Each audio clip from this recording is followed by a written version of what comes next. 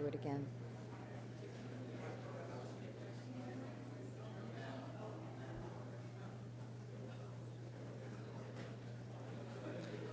Good afternoon, everybody. My name is Tom Byrne. I'm the news director at DFM News. We want to welcome you today to Understanding Social Security, Its Roots, Issues, and Future, a community service forum presented by Delaware First Media. Social Security is, I'm sure you all well know, a hot topic once again in Washington, D.C. Social Security Administration just announced a 2012 cost of living increase for its 55 million retirees and 8 million other recipients, the first increase since 2009. And of course, the Congressional Supercommittee is also discussing it as it works its way to finding over $1 trillion in deficit reduction measures later this year. News like that is why we're here today having this discussion. We want to thank the sponsors of today's forum for recognizing the importance of having community dialogue on issues like Social Security. Our sponsors are AARP, also the Corporation Services Company, CSC, and University of Delaware's Osher Lifelong Learning Institute. Just want to tell you a little bit about DFM News if you're not familiar with us. We are a nonpartisan, nonprofit news service founded by Delawareans in 2012 to provide news and information about the state of Delaware, exclusively for the state of Delaware. We're the only statewide nonprofit multimedia news organization headquartered and operated right here in Delaware. DFM is committed deeply to public service in our states, and that is, again, why we are having forums like this one. I do want to welcome everyone who is joining us for this program today. Here in Arsh Hall, our audience on the University of Delaware's Wilmington campus, we will, as I mentioned before we got underway, have the opportunity for you to submit questions to our expert panels today throughout the discussions, and we will collect those questions near the end of each panel discussion and have a Q&A following each discussion. I also want to ask members of the audience here in the room if you would kindly silence your cell phones. That would help us as well. We're also joined, by the way, online by folks who are watching the live webcast of this event at dfmnews.org. That includes one group that is viewing as a group in Camden, Delaware. We welcome them to the broadcast. This forum is also being broadcast on 90.7 WSDL, Delmarva Public Radio, a DFM News partner. Those viewing and listening online or on the radio can also submit questions for our panelists.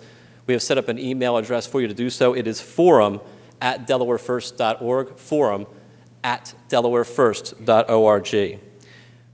We will start the program with a video piece from DFM News reporter Patrick Mayers. Patrick recently visited some Delawareans who receive Social Security income and asked them what they have to say about the program. It's lunchtime at the Newark Senior Center, and the topic on the minds of these folks is the same one being discussed across the country: Social Security. It's about 75% of my income every year. I'd probably be living with my children without Social Security. With Social Security being such a crucial part of senior income, the program has long been known as a third rail of politics. But the spending fight in Washington has put the issue in play. Lawmakers are discussing how the program could be trimmed, and one GOP candidate for the White House has even gone as far to label Social Security as a Ponzi scheme. Hands off our Social Security and Medicare.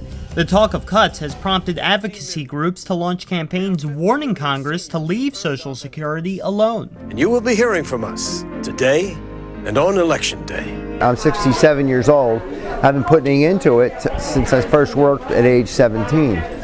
So I don't think it's fair that you would cut the benefits that I've spent all these years accruing. There must be other places that I think that they can cut their costs in Congress. Many here want Washington to look at tax loopholes and government waste in order to find savings. And if Social Security does end up being targeted, some want the burden shifted to future generations of retirees. One of the ways, I guess, of saving money is to make people wait a little longer. Well, I would think the cutbacks would have to be for the younger people that will eventually retire. But for the people that have already retired and collecting, they really are depending upon it. I don't think raising the eligibility age is the right answer, because a lot of people can no longer work because of health reasons and, again, depend on that Social Security check. Seniors got what seemed to be good news recently when the government announced the first cost of living increase for Social Security recipients in 3 years. It means the average retiree will see about $43 extra in their monthly check. But feelings on the hike are mixed. I think it's nice to get an increase, but the increase doesn't anywhere account for the price of fuel, the price of food. People can't afford to pay $4 for lunch. So if they get a $40 increase, that's enough for 10 lunches. Oh, it's going to be a little bit more, but it's going to turn right out and go out the door. One thing that is very clear, dealing with any changes to Social Security won't be easy. For seniors, Social Security reform has become an issue of simple fairness. And that's something that's not likely to change no matter how messy the spending situation in Washington becomes. We paid when we were working, so they should think about us. In Newark, Patrick Mayers, DFM News.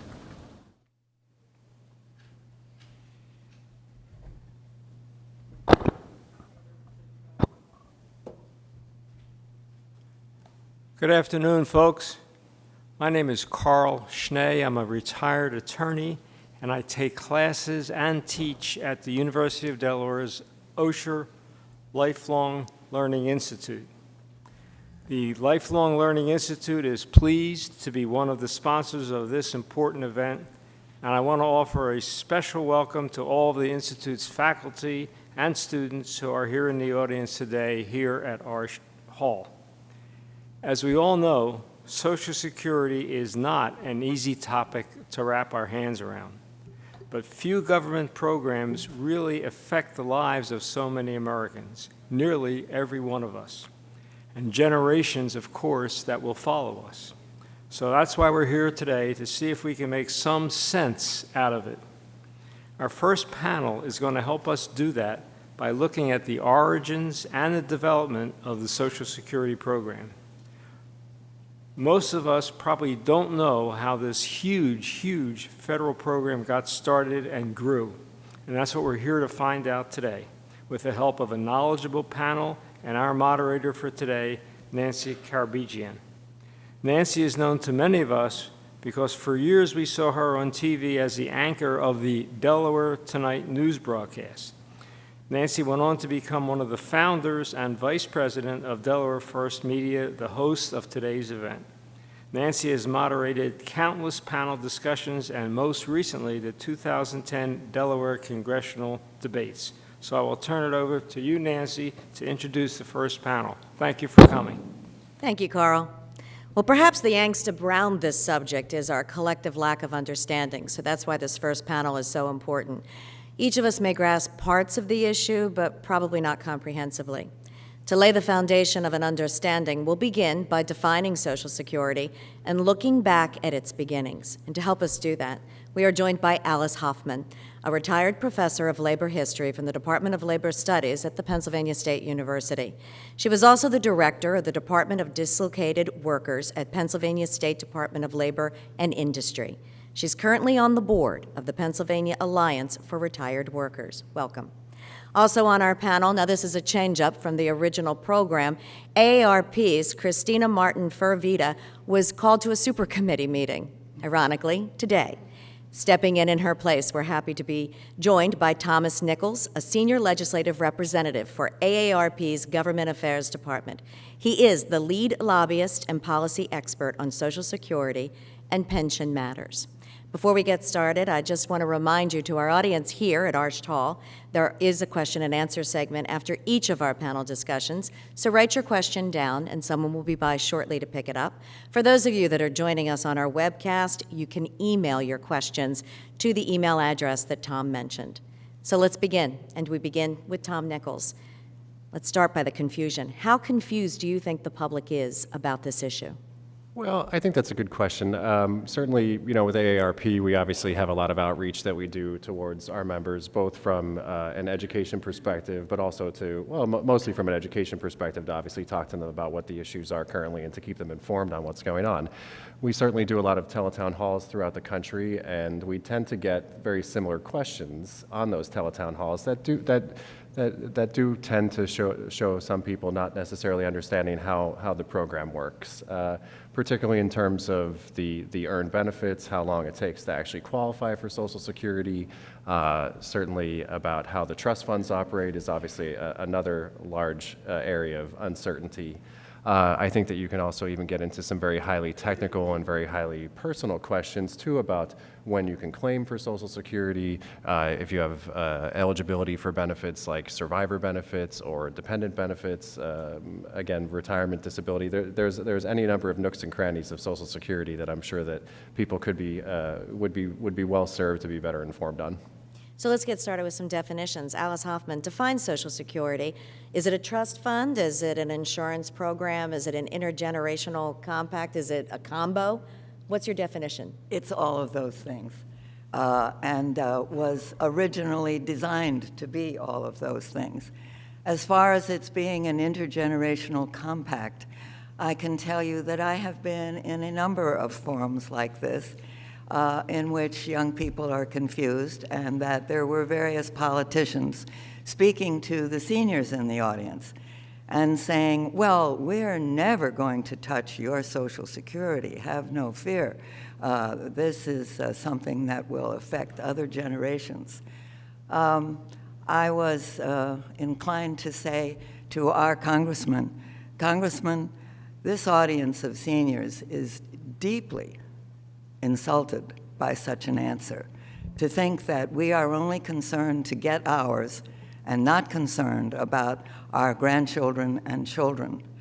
I can tell you that when Medicare was passed, which my father had a great deal to do with writing the bill, in August of that year of 1965, he sent me a memo and said he just wanted me to know that at the time in 1994, after June 17th of that year, if I had to go to the hospital, I could tell his grandchildren and my grandchildren that at least a major portion of my hospital bills would be paid. So you see, just as the bill was passed, its initiators who began the program were thinking about the next generations as well. It also has to be something that's somewhat fluid, I guess, and history proves that. Tom Nichols, how is it different today than when it was originally envisioned? Well, as far as obviously in 1935, it started out as a retirement program, but very, very shortly after that, and by a retirement program, again, I would have to go back to the idea that it is social insurance. So it's basically an insurance program that allows you to prevent the loss of a significant portion of your income or a portion of your income due to retirement or disability or the loss of a primary breadwinner. So I think that obviously it did start out as a retirement program. Very shortly after that, actually within about 4 years, it then moved to providing benefits for eligible dependents, women and children. In the 1950s to the early 1960s, it was expanded for disability insurance. And there have been minor tweaks to the program beyond 1960. However, the three main components by 1960 were then in place, which is that there's a retirement, a disability, and a survivor's component of Social Security. So Alice, what are those changes, those modifications on the timeline? Tell us about the program, and especially, hearkening back to your father's role in some of the modifications to Social Security. Well, I think they saw it as social insurance, and the bill had originally included national health care. But Franklin Roosevelt decided that that was maybe a journey too far, and they would put that off for the time being. Well, we still don't have national health care. What they got was Medicare, which covers just mostly senior citizens, unless it's Medicaid, which would cover a larger portion of the population. But it was always seen as an insurance program which would have the famous three-legged stool. It would have three components. It would have the government insurance program paid for in part by the funds that everyone has taken out of their paycheck during their working life. It would also have pensions that might be achieved by collective bargaining or the company for which you worked, and also an opportunity to add to it your own careful savings over a lifetime. Very quickly, Tom, before we get to some questions from the people who are here, the reality is we live longer and we work longer. So how is that having an impact on the program? Well, I think that's a good question. Certainly, for being on the program for a longer period of time, it does have an impact on the overall value of the trust fund. I think the issue is, though, when you do start to talk about changes to the program based on longevity, we do have to realize that there are, I'm very fortunate. The vast majority of time that I spend working, I spend sitting down working or in a cab on my way to the Hill. There are a lot of folks out there who, whether they be in manual labor, construction, housing, nurses, anybody that stands for a very long time, it's very difficult. At the very least, we have to understand that, yes, longevity is certainly an issue, but so is the idea that some people can't necessarily work, and we can't necessarily continue to extend the full retirement age beyond a significant period. I mean, obviously, full retirement age is actually going up as we speak. So it's moving up towards 67 right now. To push that even further, there are components that we have to think about in order to make sure that we make smart decisions. Well, let's go to the questions from our audience. Those that are here, you've written your questions down. For those of you online, please send us your questions via email, especially as the afternoon continues here. I want to remind you that we're receiving our answers from this panel, which includes Alice Hoffman, who's a member of the board of the Pennsylvania Alliance for Retired Workers, and Tom Nichols, who is the senior legislative representative for AARP's Government Affairs Department. So let's get to the first question. In your opinion, which reform in the past made the most substantial changes to Social Security as we know it? Alice, why don't you field that first? Well, there's no question but what it's Medicare and Medicaid that made the most substantial change. I think that it's important to keep separate Social Security from Medicare, because Social Security is in no danger of making its payments. It's safe from the trust fund till the year 2035 at least. In 76 years, it's never failed to make an appropriate payment. But Medicare is another story. There may be some more significant changes that we'll have to think about with respect to Medicare, because the expenses of medical care have gone way up. So I think that we need to be very careful when we're listening to the radio or to the media to lump the two together, because they have quite different problems. Tom, let's expand our horizon for a moment. How does Social Security compare to similar programs in other countries? Well, I think that an argument can be made that other countries probably expend more resources on probably more universal systems. Although, again, with Social Security, it's basically almost near universal coverage. It's about 94% of the American working population contributes to Social Security. About the 6% that doesn't tends to be in a state or a local government employee type of a situation. I think that, again, we all have to ask ourselves, and we have to ask ourselves individually and also as a country, what type of society do we want? And how much do we want to spend on what we want, frankly? And that obviously is a lot of the question that's going on in Washington right now. What I know, going back to a former boss of mine who was a member of Congress for a very long time, he remembered a point in time in our history when we had things like poor farms and almshouses. And this is before the advent of Social Security. So I think that we decide as a society that we want to make sure that our seniors and the disabled and those who are surviving dependents, that they're able to live their life with their retirement years, whatever it may be, with dignity. And I think that we agreed to that as a society, and then we have to understand that comes also at having to pay for it as well. Alice wanted to add something, and then we'll have time for one last question. Right. I have written quite a bit about the founders of Social Security and what their aims and goals were. And one of whom was my father, who played a significant role in writing the Medicare bill. One of the things that he said that I would like for everyone to keep in mind, he said any social program over time will need to be modified and changed to meet new circumstances. But he said, let it be done by those people who are its friends, and not torn up by the people who have not liked it from the very beginning. That leads us to this question from our audience, and it refers to debates on in the media in southern Delaware. Some media hosts in southern Delaware claim that Social Security is obviously unconstitutional. Has it ever been tested in the courts, Tom, or whichever? Yes, it has. Al. It has. Supreme Court Justice Cardozo said in 1937, when it came before the court, he said, the Constitution does provide that we can make changes for the common good. You have anything you would like to add to that? I think that was a well-answered question. All right, we have time for one final question, and that is, and I would assume that this is a question that really should go to Alice, what lessons from history can we apply to today's debate over Social Security? Perhaps some of them at the kitchen table in the house where you grew up, but what are the lessons that we can pull from history?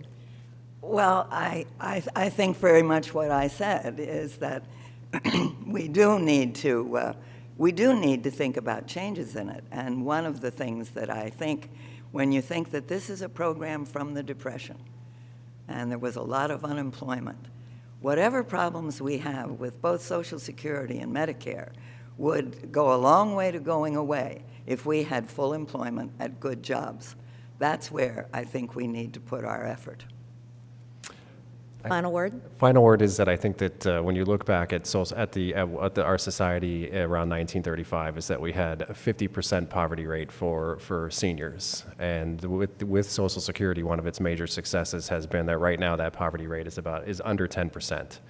It's a hugely important program. You almost can't overstate how important it's been, both to current generations, but also to the millions upon millions of people that have received Social Security already, and to future generations. It's an incredibly important program.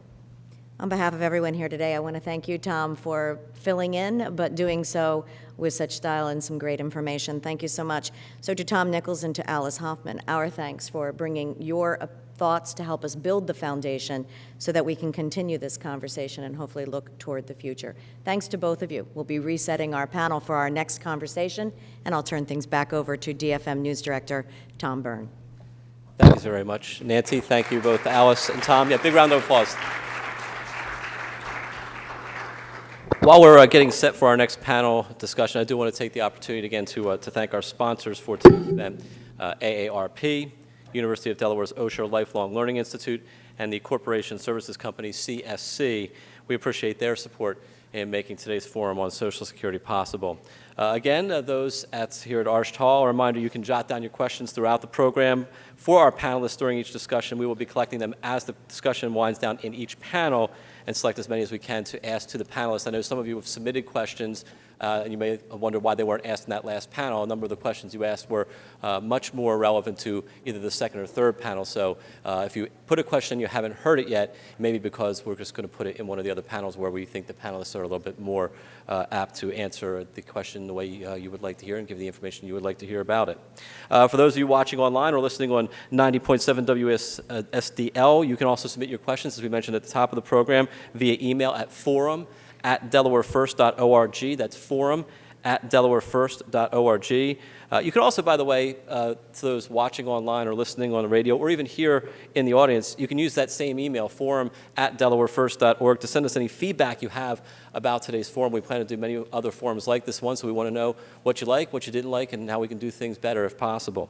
Shortly after today's event, we'll also be making this Understanding Social Security forum available for viewing at our website, www.dfmnews.org. You'll also find there's some additional material we have put together in conjunction with this event. So if you want to watch some portions of this back again or learn some more about Social Security, you can go to our website, dfmnews.org. It appears now that our panelists are ready for the second panel, and so I'm going to call Karl Schneider back up here to let you know what this second panel in today's forum is all about. Karl? And while Karl comes up, I just want to remind anybody who's going to Google when they get home that Alice Hoffman's father is Nelson Crushank.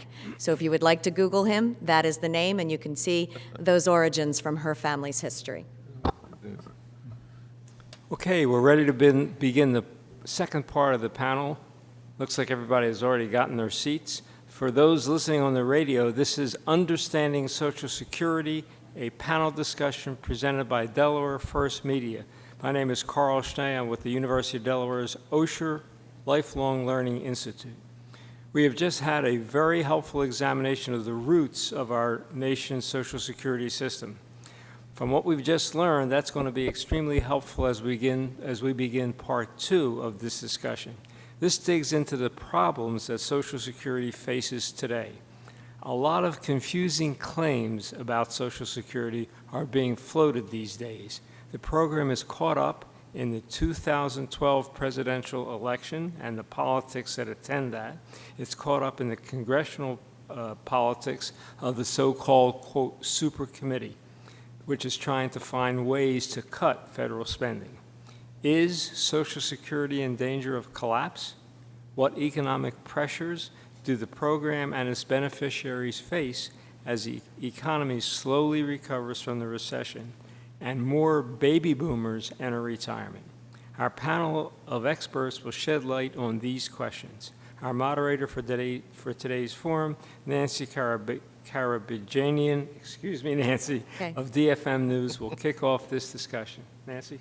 Carl, thank you. So we're getting to the issue of Social Security solvent and helping us answer that question. Our panel right now includes Eric Brucker, professor of economics at Widener University's School of Business Administration. He is the co-author of the Widener Elder Pennsylvanian Survey, Baby Boomers to Centenarians.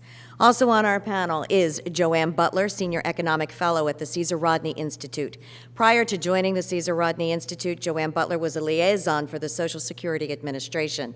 Among her other credentials, she was an economist with the Ways and Means Committee of the U.S. House of Representatives, where she worked on Social Security reform and disability issues. And also on our panel is Lawrence Seidman. He is a Chaplain Tyler Professor of Economics at the University of Delaware, specializing in macroeconomics and public finance. He is also the author of Funding Social Security, a Strategic Alternative. An excellent panel and audience. Remember, you can ask your questions if you're here in the room, write them down. We'll collect them if you're joining us on our webcast. You can email your questions to us. We'll begin with the sky is falling question. With the topic, I think it's an obvious. Is Social Security facing an imminent crisis? Will the checks stop? And let's start with Eric Brucker, and we'll work our way through the panel. No, I don't think that the sky is falling in any way. Is that there may need to be some minor changes to Social Security, but I don't see that it's anywhere near the dilemma that some people would place it. I was interested in the last panel, though, that Alice hit the nerve of senior living, and that's Medicare. This is a panel on Social Security. We could have a long talk about Medicare. In our surveys of Pennsylvanians, the one thing that they are the most frightened by is spending all their money on health care. In the future, the retirees are concerned. Interestingly enough, the non-retirees are even more concerned about the health care question. Well, let me go to Joanne Butler, because it's blame it on the baby boomers, right? Isn't that part of the reason we think the sky is falling? There's just too many people in one demographic.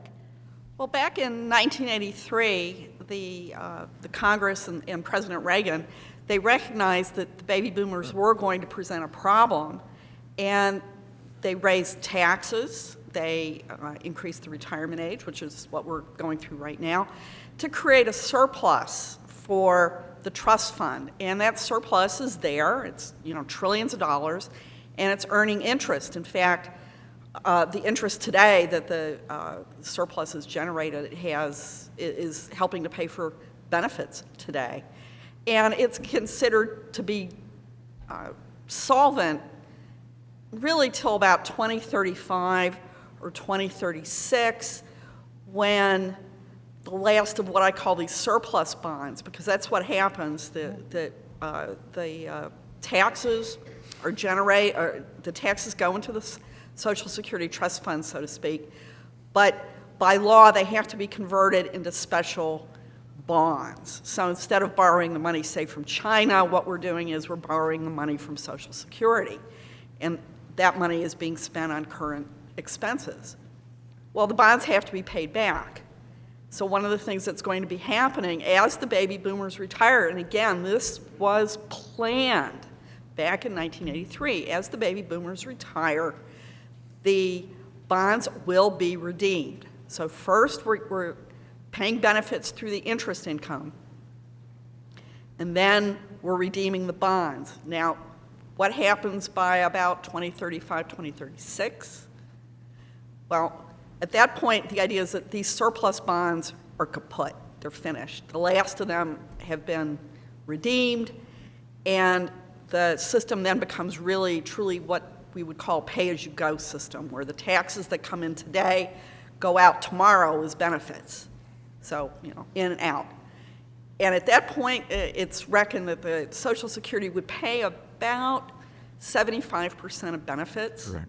Mm-hmm. So, so in terms of the sky is falling, it's not, it's not as if the checks won't even go out in 2037, shall we say.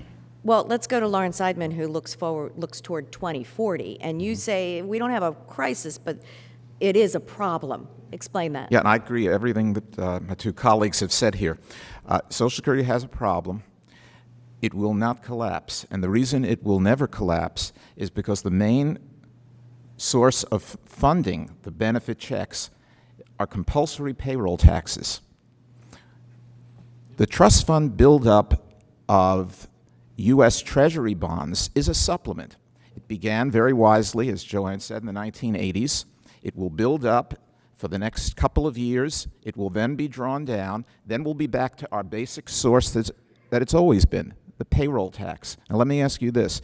Do any of you think in 2035, 2040 that Congress or the President will vote to cut, much less abolish, the payroll tax?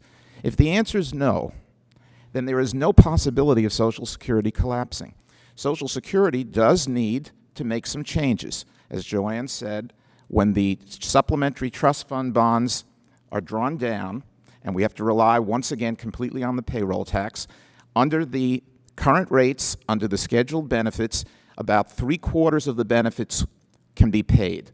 The worst that could happen is 3/4 of the scheduled benefits, which, by the way, will be a level of benefits adjusted for inflation comparable to what people are getting today. That's the worst that can happen, because there will be wage growth, so even 3/4 of the benefits will be roughly the purchasing power of today. That's the worst that can happen. Now, we shouldn't let it go to that point and suddenly have that cut. What it takes is a compromise, a gradual slowing of the growth rate of benefits, a gradual increase of the revenues coming in. Excellent report by the Nonpartisan Congressional Budget Office in July of 2010. There have been dozens of reports like this over the last decade of, on the tax side, on the benefit side, how you can gradually close that gap to avoid any abrupt disruption come 2035 or 2040. What does a terrible disservice is many young adults, the polls show, think that they will get little or no benefit from Social Security. They think it will go bankrupt or collapse. There are some people who have misled them intentionally. There are others who maybe misunderstand. That's got to stop if we're to have an intelligent debate. Well, let's take a look at some of the recent poll information on public opinion. From a Wall Street Journal NBC News poll back in March, more than 3 in 4 Americans reject the idea of cutting Social Security benefits. According to a New York Times CBS poll in January of this year, nearly 2/3 of Americans choose higher payroll taxes for Medicare and Social Security over reduced benefits for either program. And if asked to choose among cuts to Medicare, Social Security, or the nation's third largest spending program, the military, a majority, and this is by a large margin, say cut the Pentagon. Eric Brucker, you conducted the Widener University's Elder Pennsylvanian survey. What did you find? Are these echoed here in our local region as well? How concerned are people about Social Security, and do they have an accurate idea of what is being laid out for them in the future? Yes and no. It depends which people you talk to. I think that there is, as Larry has suggested, quite a bit of non-understanding about Social Security in many dimensions, for starters. Let's turn to the area that I think is most important, that's Medicare, and the health problem. Most people are aware that's a major challenge. In Pennsylvania, 80% of the people that we surveyed over age 46 had one chronic disease. 90% of the people that were retired had one or more. 50% of them had 3 or more. Yet these are the same people that don't have long-term health insurance, and they're asked why, and they say, well, it's too expensive. Or the answer I really love is, I won't need it. How they know that, I do not know. But they're convinced that they don't. So I guess my response is, they're very, very worried about health care. They don't know what to do about it. And remember that health care and Social Security are connected. Part B of Medicare, which almost everyone takes, is subtracted from your Social Security benefit every month. We've been fortunate this year that Social Security benefits are going up about 3.5%, and actually the Part B contribution has gone down. So that's a good thing, but don't count on it lasting. So I think the answer is that you have to be concerned about the whole picture. People on Social Security are not doing spectacularly well. We separated people out as to what was the major source of your retirement income. Social Security, employer pension, 401k, or private saving. About 45% said Social Security. They're not doing as well in terms of ability to pay, et cetera, but they're not doing really horribly either. My concern isn't about Social Security, it's about the other 3 sources of retirement income. It won't increase the Social Security bill, but it's going to increase retirees' dependence upon it if, in fact, 401ks are not the winner that people thought they were. They've lost income in the stock market, their homes' values have gone down, not so good. And what's worse, the sleeping giant is the phasing out of corporate pensions. That used to be a major source of supplement to Social Security. It's getting less so. The only place where pensions do well, or pensioners do well, is in the public sector. They're doing just fine, thank you. Their pensions are quite high. Let me direct something back to Joanne, though, because I want to get on the issue of the financing procedures, which you touched on in your first comment. But they've been in place, as you said, in the 30s. Why do you think there's so much debate over the financing procedures before we start ducking from the sky is falling on your response there on pensions? But let's stick to that and get a clarification there. All right, do you want to say that again? Why do you think there is so much debate over the financing procedures if they've been in place, we know what they are, and there is a fail-safe there to make sure that the program remains solvent? Well, when you're talking about what, maybe if you can remember your sociology class, when talking about Maslow's hierarchy, right? Yep. We're talking about something that's, very fundamental in terms of people's confidence in the future. And, frankly, it is a complicated system. We've got trust funds and, money comes in and money goes out, and we have surpluses and we have taxes and this and that. And so I think part of it is driven by the complexity of the system, but it's a big system. One of the things I learned when I worked for the Social Security Administration was it's huge. It's huge. It is complicated. We're a big country. We're a big, diverse country, and it's a big, big program. Well, let's get to some questions and answers at this point. And I want to remind you, if you have one, please write it down. Email for those of you that are joining us electronically for today's panel discussion. We're now talking about Social Security solvency. And joining us for this is Lawrence Seidman, Chaplain Tyler Professor of Economics at the University of Delaware, Eric Brucker, a Professor of Economics at Widener, and Joanne Butler, Senior Economic Fellow at the Caesar Rodney Institute. As we get into these questions, the first thing that I would like to ask, and I'm going to start with Lawrence Seidman, and that is, we have policymakers coming up on our next panel. What do you want to hear from them? What do you want to hear from those that are in the decision-making position? I would like them to make at least 2 points. One is, we've got a problem, but it's very fixable, and the way to fix it is going to involve bipartisan compromise. Some slowing of benefit growth, some raising of taxes. Now, once again, if there's no compromise, the program does not collapse, okay? Right. If the Republicans troll Congress and the White House in 2035, 2040, all right, then The payroll tax will stay as it is and won't be raised at all, and there'll be no additional revenue. That means the benefit level will come down from 100 to 75. That 75 at that point will be higher in real purchasing power than what beneficiaries are getting today. That's the worst that can happen from the beneficiary side. If the other side, if the Democrats control Congress and the White House, then the taxes, probably mainly on upper income, will be raised as a supplement to payroll, and the benefits will stay closer to that 100 rather than being brought down to 75. Let's have both sides come in, have some give, but if either are extreme, that's the worst that can happen. I'd like to see the political leaders explain that, number one. But number two, I would like them to get rid of the nonsense that the system is going to collapse, that it's going to go bankrupt, that the trust fund, the treasury bonds in it are phony pieces of paper that mean nothing, that Congress has raided the Social Security Trust Fund and there's nothing in it. Anytime somebody borrows, anytime rather somebody lends, which is what Social Security is doing to the U.S. Treasury, the borrower, the U.S. Treasury, takes the money and spends it. When you buy stocks or bonds, whoever's issued those, they take the money and spend it. Your money is never there. When you put it in the bank lends it out. Your money is not there. That's always the way it is. All right? That's right. That's always the way it is.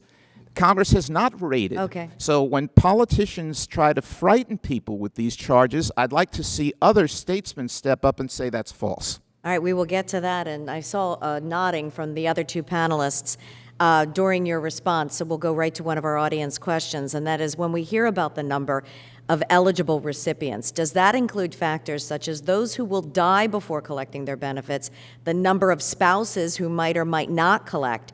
Are these figures considered onto how much our contributions earned as a percentage of recipients? Yes, the actuaries, I used to call them the green eye shade guys because, you know, they live with these numbers. They crunch all those numbers and they do it very, very well. But a couple of things on the solvency and in terms of trends that I think, let's put it this way, I have had some discussions with the actuaries in the past, and I've wondered about these things, and I think it's worth bringing them up. You know, back in the 80s, and looking around this room, and I assume the folks who are watching this on the webcast and listening on the radio, you might remember back in the day when people would get lung cancer, all right? You know, we were smokers, smoking was common, there probably would have been a smoking room in this room. And, you know, that was the kind of thing that would, for better or worse, it would kill you off quickly, all right? You cough, right? You cough, you go to the doctor, he says, put your affairs in order, and, you know, that was that. So those folks were not, you know, they might collect Social Security for a year or two, and that was it. So, you know, we've done away with the smoking, people are living longer, so they're collecting benefits. But on the other hand, and this is the point I had with the actuaries, is that, you know, now we hear a lot about obesity and people are, you know, very overweight and you know, all these sorts of problems, and that causes all these chronic illnesses. Mm-hmm. So unlike smoking, where the doctor would just say, no, sorry, you know, you've got people who are going to be living a bit longer, but while they're alive, they're going to be ill. They're going to need dialysis. They're going to be needing treatment and things like that. And I think that's, and the thing with obesity is it doesn't appear on the death certificate, to bring it back to the actuaries, is, you know, diabetes will show up, but not obesity. So I think it's a little harder for the actuaries to take that into account. But I often wonder if what we're dealing with today is a situation where we've got people who are no longer smoking, but the full effects of obesity in America hasn't really kicked in completely yet, and we may see that in the years to come. Let me put another factor out, and perhaps Eric Brucker or Lawrence Seidman are the right person to answer this. How do the increases in benefits for low earners, the issue of those that are not, you know, especially people who are right now facing a total change in their lifetime income because of our economic situation, how does that address the long-range solvency issue? I think that one of the things that's interesting is that in the Great Recession, there's some evidence, first of all, that more people are looking for jobs, not finding them, and taking early Social Security retirement at 62. For the long run, that is not a good decision, but it may be a necessary decision. If you wait until your full age, 66, 67, you'll get 28% more per month. It doesn't impact Social Security that much, but it's interesting. Social Security, remember, was always intended to deal with necessities of retirement life. It was never intended to be a full retirement program. People at the low end that you're talking about will expect just from the Social Security to get about 50% of their working income in retirement. People who are at the high end, the cutoff end, the high salary people, they will probably get about 23%. And some of that more wealthy contributors is being channeled down into the lower income groups. We're just about, I have about 10 seconds if you can do it in that Just short quickly, time. there's one thing I like about Social Security is that Congress has a benefit formula for years that does partial redistributing from high-income workers to low-income workers. If low-income workers had to depend solely on individual accounts and saving, they would not do as well as they do under Social Security. Absolutely. Thank you very much. We're going to look toward the future in just a moment, but meanwhile, I want to thank each of you for joining us, including Eric Brucker, Joanne Butler, and Lawrence Seidman. Thank you so much. We'll reset our panel and continue our conversation in a moment. Can I put in a plug for the Caesar Rodney Institute, www.caesarrodney.org. Well done. Tom Byrne from DFM, it's back to you. Thank you to all the panelists. Terrific discussion.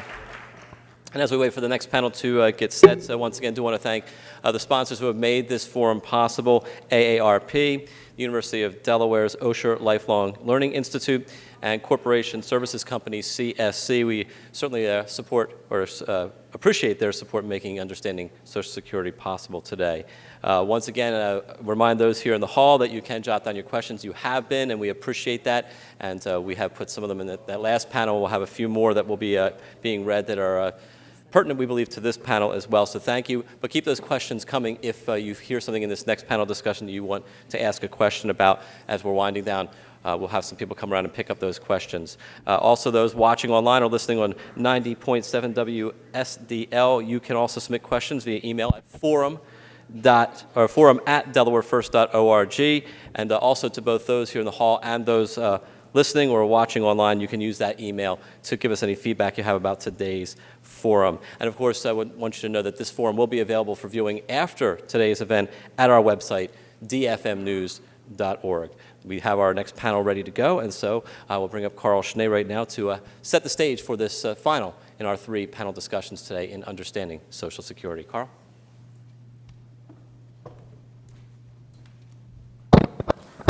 Thank you, Tom. Hello again. My name is Karl Schneider. The forum we're all watching is This is Understanding Social Security, Its Roots, Issues, and Future, presented by DFM News, sponsored by the U of D's Osher Lifelong Learning Institute, AARP, and Corporation Service Company. With the help of our expert panelists and questions from our audience, we're trying to take a hard, in-depth look at the nation's Social Security system. Now that we know a little more about the state of the Social Security system, and we've heard some optimism from our panelists and how it got to this difficult point, we're ready to start talking about solutions. 2 major questions. What will be the future of Social Security? What will it look like? And should it even have a future? These are highly charged and highly important issues that will be tackled by our 3rd panel. Once again, I'm going to turn it over to Nancy Karabechian. Thank you, Karl. So we're moving to the issue of Social Security and its future, and we are joined by former Commissioner of the U.S. Social Security Administration, Joanne Barnhardt, the 3rd longest-serving commissioner in agency history. She has also served as a member of the Social Security Advisory Board and was actually once a Social Security employee. Joanne Barnhardt is a University of Delaware graduate and also worked, as many know, as a legislative assistant to U.S. Senator Bill Roth and with his campaigns. Also on our panel is United States Senator for Delaware, Chris Coons, a Democrat who's wrapping up just very close here to the anniversary of his swearing in, his first year in the United States Senate. He serves on the Senate Budget Committee, placing him at the epicenter of the current debate on Capitol Hill about how to cut spending. Welcome to both of you. Again, a reminder to everyone, get us your questions. We will be going to questions and answers after an initial discussion about the future. Joanne Barnhardt, the obvious question to ask first is, has Social Security reached what is a tipping point in terms of its long-term viability? Let me say a couple things in response to that, Nancy.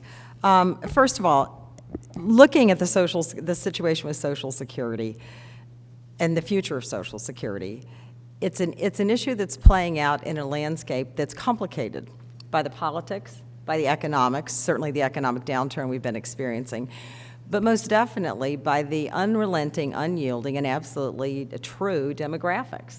The fact of the matter is, when the program started, there were a number of workers for every single person who was receiving benefits. That has been decreasing, that ratio, over the years. We're now at a situation where we have 3 workers for every person who's receiving benefits. And in the not too distant future, that's going to go down to 2 or under 2 workers. So when you talk about things like a tipping point, from a demographic standpoint, there's no question that as currently constructed, changes have to be made in order to ensure that full benefits are there for the future. Absolutely. And I want to say, as the person who ran Social Security for over 5 years, I think it's America's most important social program. And I would say to Dr. Seidman that I absolutely agree with him, that as we look at the situation today, we need to focus on it in a bipartisan way. We need to accept the fact that it is our most important social program, look at the benefits that it has brought and continues to bring to Americans, and to take the steps that are necessary to ensure that it continues to be there 100% in the future. Senator Coons, let me put that to you, but with a twist. Which tipping point is greater, the demographic tipping point or the political tipping point? Well, Nancy, first let me just thank AARP and CSC and the University of Delaware for hosting this important forum. As Dr. Seidman said previously, one of the most important things we can do today is to reassure folks that Social Security, even if we do nothing, even if there is an utter lack of political will to make any of the responsible changes that might be needed in the future to ensure full benefits for the next generation or two, the Social Security program as currently constructed will continue to pay out benefits for the rest of our lives, our children's lives, and probably our grandchildren's lives. It is not on the verge of going bankrupt. There is no critical tipping point. To Joanne's point, if what we are gearing to achieve is sustaining the full current level of benefits for the next several generations, we will at some point, 10, 20 years from now, have to implement changes. And there's 6 different elements. I mean, the Social Security program is not that complex. There's only so many levers. Unlike Medicare or Medicaid or the broader economy, there's only so many levers. The demographic wave that's going through our society and the economic changes of the current downturn are both big drivers, but our biggest stumbling block is political leadership. We need to make some responsible compromises, but we are in no pressing crush to get it done today or tomorrow. We've got until at least 2036 before there would be any reduction in benefits at all. And so I just wanted to start by putting that floor under this, and then to agree with Joanne that this is our most important compact between the American people, that for more than 75 years, it's provided the guarantee, the foundation for retirement with dignity, for support, for quality of life for those who are disabled, those who are survivors. And so saving it, I believe, is essential, is bipartisan, and is in the best interests of this country and its future. So what can we do to fix it for the long term? Is it, some of the options that are on the table are reducing benefits, raising the Social Security taxes, or privatizing it? A combination, what needs to happen? Well, let me say, first of all, fixing Social Security is simple, but it's not easy. I say simple because it's simply a matter of mathematics. You look at what you want your benefit to be, you look at how many people are going to be retired at various at various key points in time. You have your actuaries run the numbers, and you can figure out exactly what numbers you need to come up with in order to get to the benefit to be provided to that number of people. Simple, mathematically speaking. My husband teaches math. He'd tell you it's simple, but it's not easy for exactly the reasons that were discussed in the previous panel and the senator just alluded to in terms of the nation mustering the political will to be able to deal with it. I do want to say this, that the ease of doing it, and I put that in quotation marks because, again, I said it wasn't easy, becomes increasingly difficult with each passing year. We were first alerted to the problems with the Social Security solvency situation in 1995 when Donna Shalala was the Secretary of Health and Human Services under then President Bill Clinton. So we've been talking about the fact that Social Security needed to do some financial restructuring in order to be there solidly on into the future for almost, 17 years now? And each year that we have delayed action has actually compounded the problem, because it means that by not taking action, we have actually lost the opportunity to be building revenues, and at the same time, increasing numbers of beneficiaries have been coming in and getting so-called locked in with the benefits. Let me just give you a brief example. When my son was born and my husband and I talked about sending him to college, he started school, we started a college fund when he was in kindergarten. So by the time he graduated from high school, he pretty much could go to any college he wanted to. If we had waited until he was a senior in high school to start saving for college, that college fund wouldn't have been nearly so large. So the point is, each year that we've waited, it's kind of like, 1995 was kindergarten, and now we're pretty much at junior high with Social Security. And so the senator's absolutely correct that, it's not that Social Security is going to go bankrupt at any time in the future, but and in saying that the benefits will still be there and we'll have a reduction in benefits after 2035. I think the point I would like to add to that is that the sooner we take action, the less drastic that action is going to have to be, whether it's benefit reductions, tax increases, or whatever solution. But that gets us back to the political tipping point, and Senator Coons, most people would agree that it's kryptonite to a politician to talk about changes to Social Security. That might be how we got from 1995 to 2011. The Congressional Supercommittee is staring down the deadline at this point to come up with $1.5 trillion in spending cuts. It's even hard to say that total. How can that be accomplished without the political risk of touching Social Security or the other entitlements, when that risk is so great that it has dragged this process for more than 10 years? They don't need to tackle the Social Security problem in order to achieve the Supercommittee's target of 1.2 to 1.5 trillion in federal spending savings over the next decade. In my view and the view of many others in Congress, Republican and Democrat, they should tackle the broader challenges of entitlements, meaning Medicare and Medicaid, and revenue. And there have been proposals by a number of commissions that would put on the table a broad range of options for reducing tax rates, broadening the base by closing loopholes in ways that could generate increased revenue, and for some responsible restructuring or changes to Medicare or Medicaid. That's distinct from Social Security. Many folks say, and I would agree with Joanne, that the sooner we tackle the long-term changes to Social Security, the more compounding benefit future beneficiaries will get from it. But if there's one thing I wanted to do today, it was to do no harm. It was to reassure folks who are current beneficiaries and concerned about future beneficiaries, whether they're children or grandchildren, that the program is solid. The program is not in some crisis. Responsible stewardship would mean tackling the long-term structural challenges earlier. Let me just take this moment to let those of us who are joining us on radio that you're listening to WSDL in Ocean City.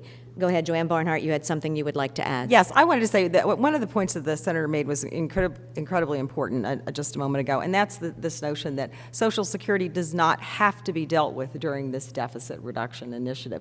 It's very important that people understand there is no relationship between funding Social Security and the size of the debt and the deficit in this nation, because Social Security is funded by a trust fund, a dedicated tax that pays for it, not general revenues.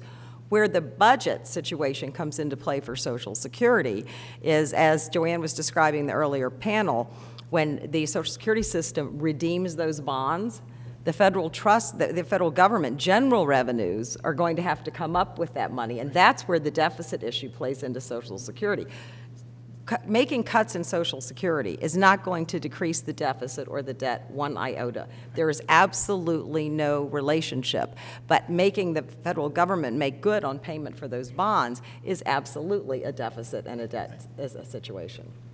Senator Coons, did you have anything you wanted to add to that? Well, you said previously there's three options: privatize, cut benefits, or raise taxes. Of the range of things that we can and should be doing with Social Security, a fourth one also includes tightening the ship, making sure that we've done everything we can to eliminate fraud from the system. There's been estimates that there's as much as $50 billion a year. Now, that's because it's an enormous program. It's a very large program with more than 50 million current beneficiaries. There are things that could be done to make sure that the benefits are being paid really only to appropriate and legitimate beneficiaries that would save some of the costs and make it go a little bit farther. I just wanted to be clear up front that I'm someone who thinks privatizing it is an unwise idea. I think it was advocated, it was debated vigorously previously. I think the vagaries of the stock market are now painfully clear to many who were saving for their own retirement. And so I think that's a proposal that's not likely to reemerge in the short term. But those are two things I wanted to make sure I spoke to before we get on to your next question. Well, you mentioned you wanted to come here and do no harm. And as someone who's barely a year out of a difficult election season, I think you can forecast where we're headed with the upcoming presidential election. And there has been some characterizations of the program in the debate that's going on right now among the Republicans, and including presidential hopeful Rick Perry. The Texas governor called Social Security a Ponzi scheme and a monstrous lie. That's only going to fuel the public's panic, the public's concern, will it not? How can we balance political debate and what you're telling us in a forum such as this is what you see as the reality? Well, I'm certainly not here as Rick Perry's campaign manager, but I do want to say this. I do think maybe the point he was trying to get at too, and I mean, obviously I haven't talked to him and I don't know, but I do think there is an issue there about this pay-as-you-go system. And in the film that we saw that preceded the live panelists today, there were people who talked about the money that I've been putting away for Social Security for years. And I think that, it's important for people to understand the reality is Social Security is a pay-as-you-go system. There is no money that you put away for the future. There is no money that my son, who just started his first job 2 months ago, is putting away for the future for himself. He's actually paying the benefits for my mother right now. I paid the benefits for my mother. And so it is a generational compact, as discussed in the very first panel. But it's pay as you go, meaning that there is not a fund, even though you have an account number, there is not a fund that has the money that you've paid in over time. I know this comes as a shock to some people, but when I was Commissioner of Social Security, I received many phone calls from people. As the commissioner? Yes, when a parent would die. Yes, I had my name listed in the book. I believe as a public official that's a responsibility. But when parents would die saying, when are we going to get the big check? And I would say, what do you mean the big check? And they'd say, well, my father only received Social Security for a month before he died, and he paid into it his whole year. And I would have to explain, no, that's not the way it works. And that speaks to the whole issue that's fundamentally important and really should be at the heart of any discussion, and is almost never discussed when we hear discussions on Social Security. It is a social insurance program. Everyone focuses simply on retirement benefits. Very important to consider the fact that it is not only a retirement insurance program, it is a life insurance program of sorts because your survivors can receive benefits. It is a disability insurance program in the event that you should become disabled. If you were purchasing private insurance, life insurance, disability insurance, and for a retirement benefits paying towards an annuity or something into the future, I can assure you you'd pay a lot more than the Social Security system. So very important to keep that in mind, and that we not simply focus exclusively on the retirement aspect of the program. With both Joanne Barnhardt and Senator Coons on our panel, I know you have questions, so if you're watching us online, please email us your questions. And for those of you here in the room, please write your questions down. Someone will be picking them up and bringing them to me. We will be posing these questions again to the members of this panel, including Joanne Barnhardt, former Commissioner of the U.S. Social Security Administration and United States Senator for Delaware, Chris Coons. So as I look through these, one of the first ones is, are there any plans to spin off the disability portion of Social Security in order to make it separate from the retirement for the elderly. Is that a potential proposal? Not that I'm aware of. Obviously, the super committee is considering all sorts of proposals that the general public and the rest of Congress are not privy to right now. But I'm not aware of there being any serious proposal But do you feel spin that off disability. Social Security may have to be fixed at the expense of something else? I mean, will a remedy to come up for making sure that 2046 comes and goes and there is no need for alteration of benefits? Will something else have to suffer? Well, as we've both spoken to, 2036 is when the trust fund is depleted, the roughly $2.6 trillion that's been built up. And the program, as currently structured, will continue to pay out benefits more than 3/4 of the current benefit level, regardless, if nothing is changed.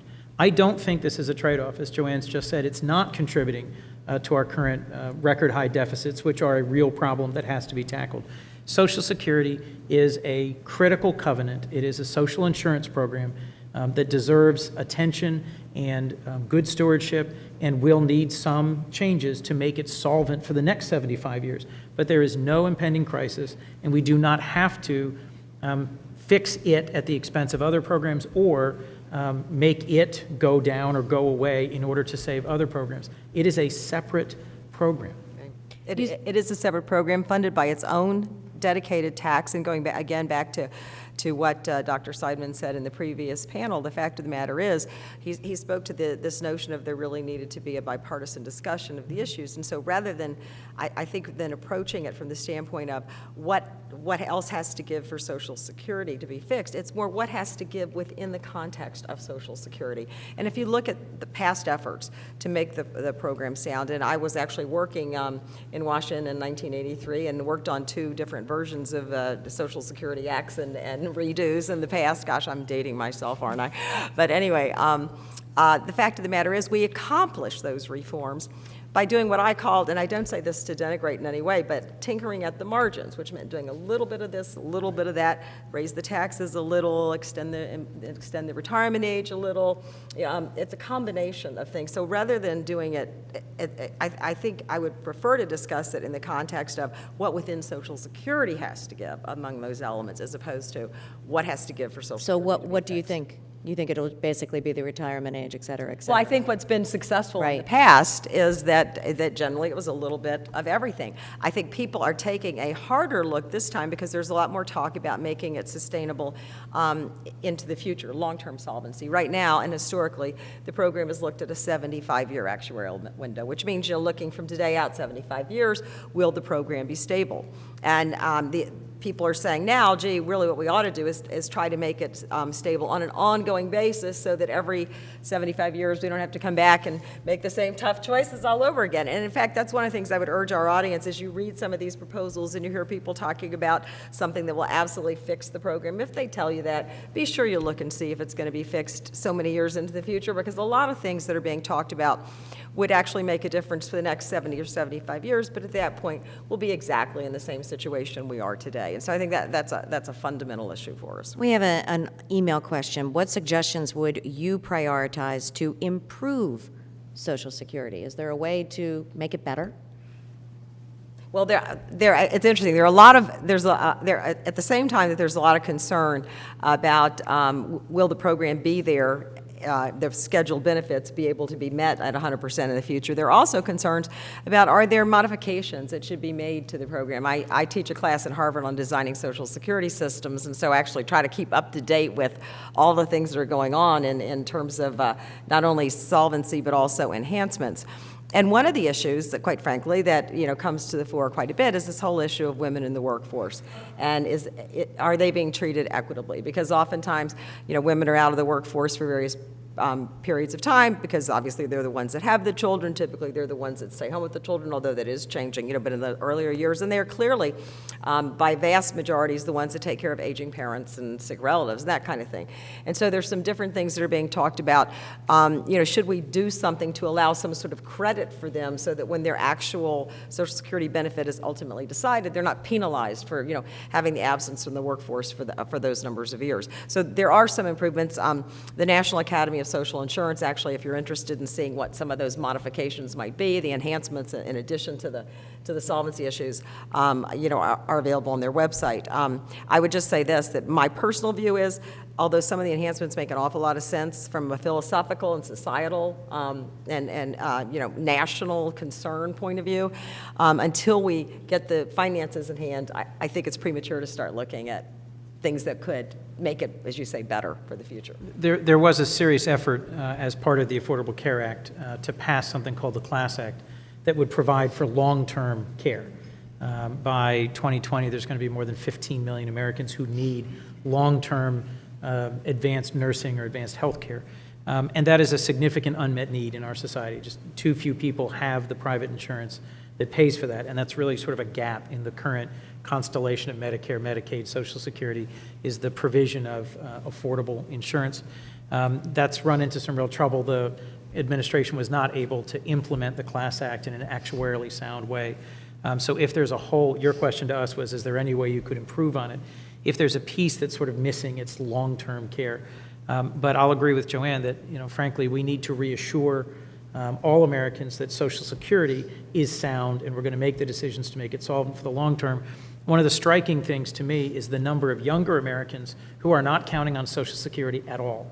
If this most important social insurance program, if this compact is going to be strong for the long term, we need younger Americans, those who are in their 20s and 30s and 40s, to be confident that what they're paying in will also produce a reliable benefit for them and their children in the future. As Joanne was accurately saying earlier, I'm paying Social Security now. I'm paying, for my mother or our grandparents, or we don't have our own individual accounts.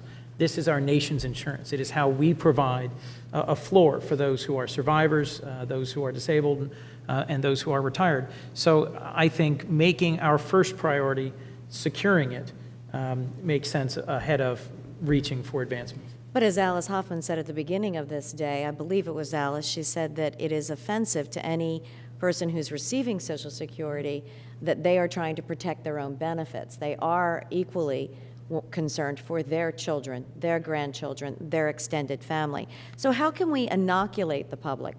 I think you've said it several times. Each panel has addressed there's no need for panic. It's not a Chicken Little moment. Yet I can see it coming as we get into the political debates on our doorstep.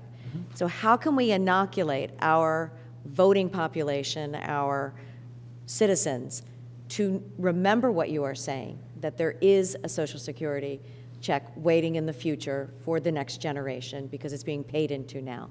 How will we remember that amidst all the debate, discussion, and rhetoric? Well, that's partly why I chose to come today and put this on my calendar, was to participate in what I think is this admirable and important effort to broadcast a message about the soundness, the solvency of Social Security, not just today, but far into the future for America. As I visit people in their workplace, as I go to schools and senior centers and hospitals and workplaces in Delaware, I often ask this question: how many of you believe that Social Security will be there for you? And often folks in their 20s, 30s, and 40s they don't expect it at all. So I engage them in a conversation about it. What, if any, changes would you expect to be made?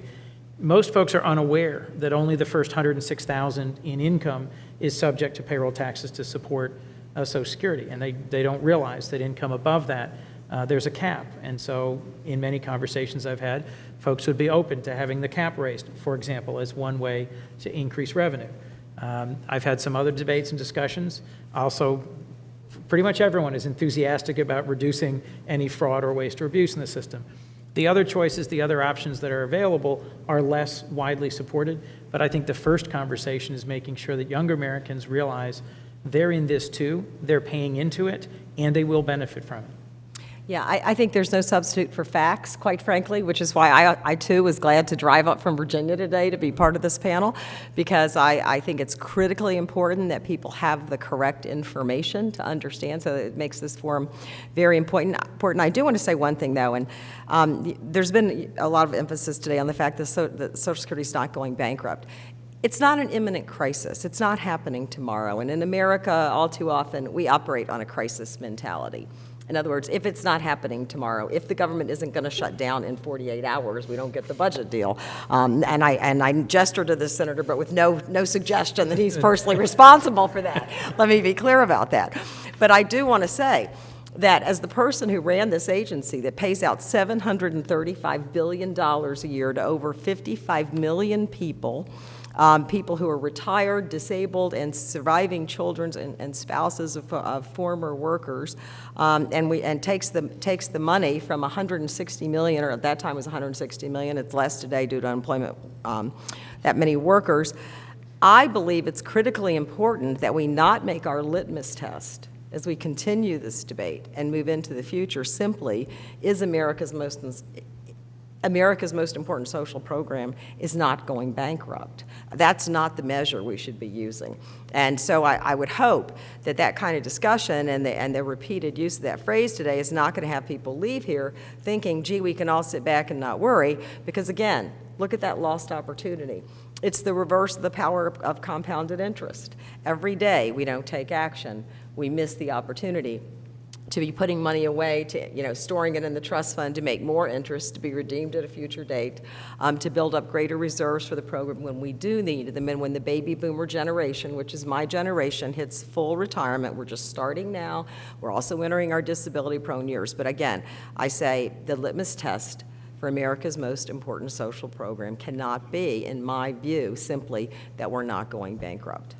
And Nancy, I think another important piece of the message is frankly when there are folks who argue that it's either unconstitutional or it's a Ponzi scheme or whatever, is to sort of sift through that and say, this is a program that has enjoyed very strong support from Republicans and Democrats across many administrations from all different backgrounds across the country. I haven't seen or heard anyone in my year in the Senate take seriously and advance the argument that this is a program that ought to be unwound because it's unconstitutional, or that it is a dangerous and unsound Ponzi scheme. Folks raise alarms about long-term demographic and financial changes that we need to make some modest adjustments to this program to ensure that it's robust and solvent for the next generation as well as the current. But that's a far cry from any suggestion that it's on the verge of losing strong bipartisan support. As we wind down, though, as an elected official, I have to ask you, because with all respect to the people gathered in the room here, and myself being over 50 as well, you're one of the youngest people, except for our interns from Delaware First Media in the room. This is one of those issues that people just don't seem, if the generation coming up does not believe they're ever going to get their benefits, right, they will not have a societal will behind change, behind what needs to happen for the future. So how can you're talking to the choir here, right, so how can we convince the rest, right, of those who have the opportunity to go into a voting booth and cast a vote to be behind productive measures for the future of Social Security? Let me go back to the point you just referenced that was made, I think it was by Alice Hoffman on the very first panel. I believe part of why this audience, part of why a generation that is at a stage in their lives where they are benefiting from Social Security directly, or from employer-provided pensions, or from Roth IRAs, or other personal savings vehicles. I think part of why they're so passionate about it is they understand its importance to them and for their children and grandchildren.